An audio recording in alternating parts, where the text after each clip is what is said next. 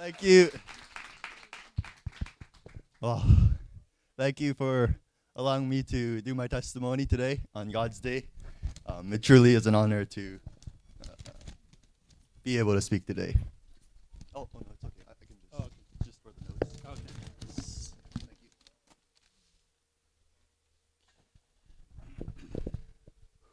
Thank you.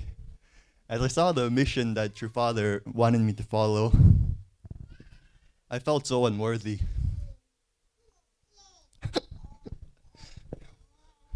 Although God does 95%, as my 5%,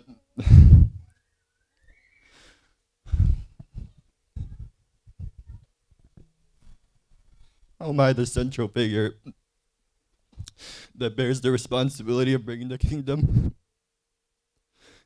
that has been awaited for 6,000 years of biblical history? Oh, it's already happening. Yeah, it came prepared.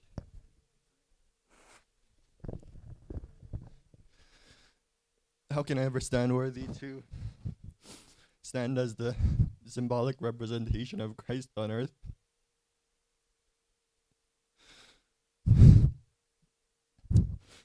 As I look through the corridors of history, I see great Christians,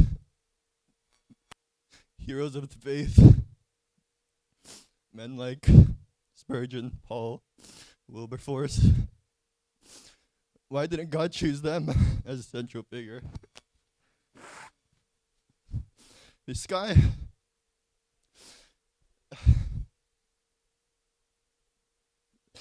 I mean, I don't think you got the right guy. I'm the guy making the sandwiches at the local Dunkin' Donuts. I look within myself and I see a broken man. Can God truly use a man like me?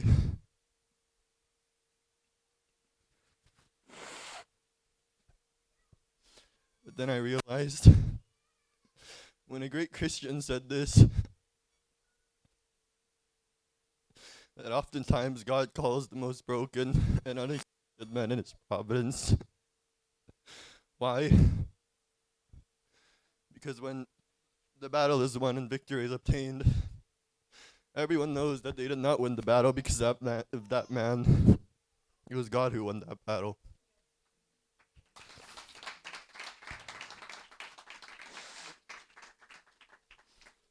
And then I read in 2 Corinthians that His grace was sufficient for me, that His power was made perfect in my own weakness.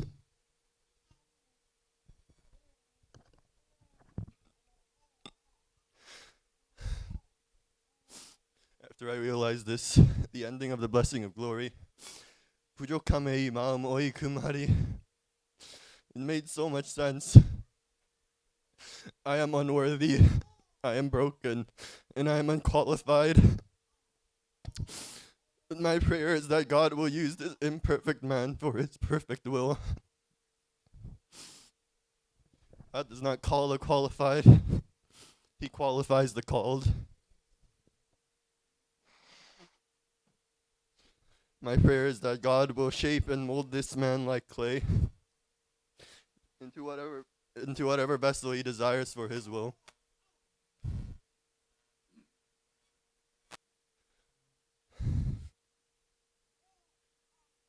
But sometimes the road ahead, it looks so hopeless. We were so close for the kingdom to come. But as you know, due to the cosmic fall of the Hun Mother, we lost the entire foundation that True Father had strived for, had bled for, and died for. My prayer is that in times of doubt, uncertainty, and grief, that I truly can cling on to what True Father said and His promise that He made on October 15th, 1999. If the Hun Mother does not fulfill her responsibility, then I will raise up a mountain again. Truly pray that I can trust in the Lord with all my heart and not lean upon my own understanding, but acknowledge Him in all my ways.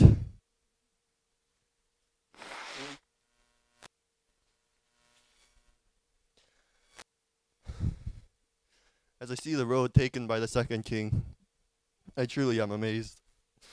Here is a man who lived the scripture. What does it profit a man to gain the whole world but lose his soul? But why would he and countless other Christians of the past walk the suffering course? All the hatred, mockery, martyrdom. Why should I want to walk such a course? Why should I not just pursue a life of comfort and pleasure?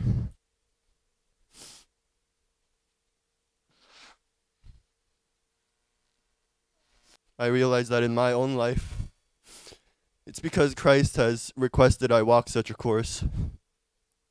How could I ever deny such a request? I would deny the one who has given me life. Deny the one who was crucified for me while I was yet his enemy. Deny the one who has given me spiritual and physical salvation by walking the trail of tears.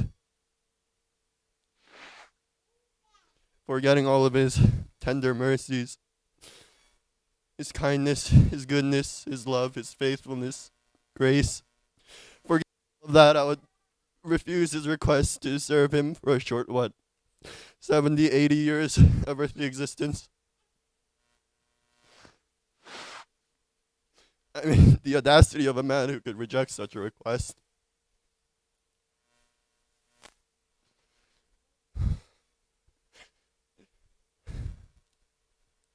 I know I still have a lot to learn, and I am inadequate in many respects. But I sincerely wish that I, as a moon, could solely exist as to reflect the radiance of the Son of God.